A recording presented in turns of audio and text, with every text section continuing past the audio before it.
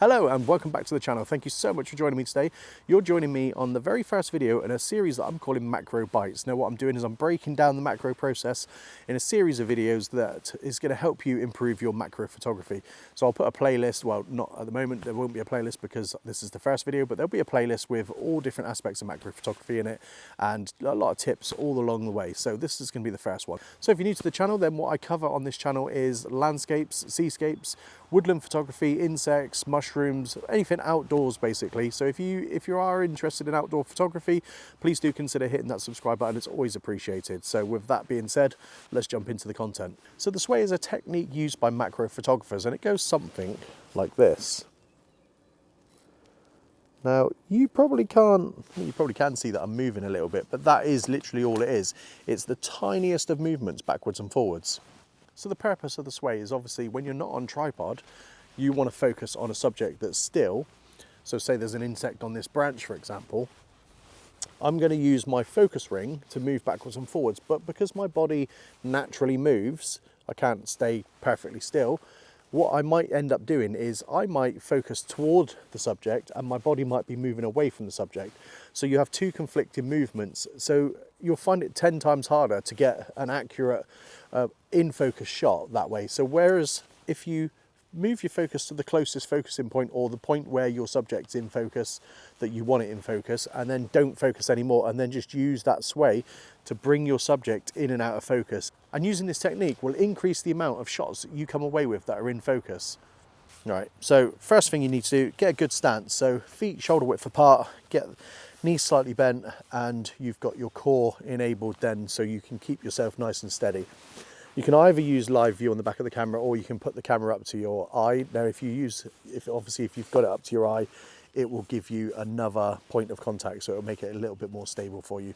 And then just practice keeping in one spot of focus as long as you can. And if you think holding your breath helps, then hold your breath for that whilst you take that shot. So with modern cameras, you've got a drive mode that you can change and you can choose from single shooting to multiple shots or all in one and silent and whatever the different ones your camera will have. Pick one that suits your conditions and your type of style, how advanced you are at macro photography. So obviously if you're as far along as I am, I can pretty much go on single shot and then take the image with one shot and 9 times out of 10 get that in focus.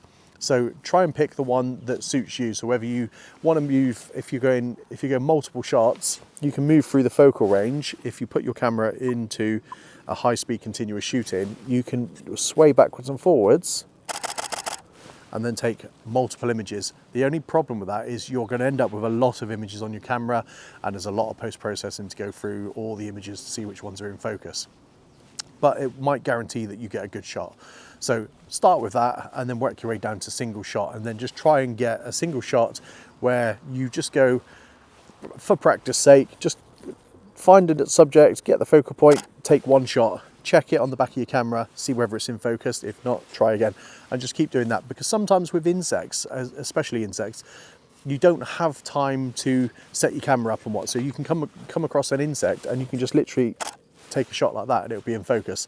So once you get to that level, you're going to obviously it's going to up your game, and that's the level you want to get to. So just to quickly demonstrate what I'm talking about, I'm going to take a blank image on my camera. So there's a blank image. I'm going to take an image of this leaf and then I will take another blank image so you can see that this is an actual image. First shot, one time, one take, and it will be the shot on the camera.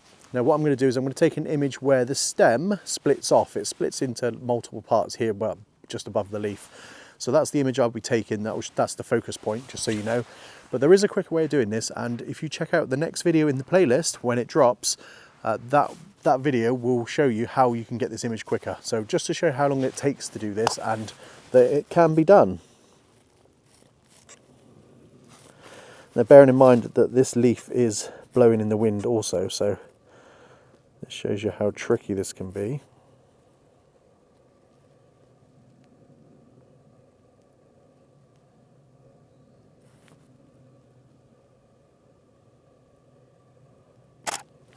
Okay, so there's the image. Just quickly take the blank image, just so you can see. There's the blank image, there's the image, and there's the other blank image.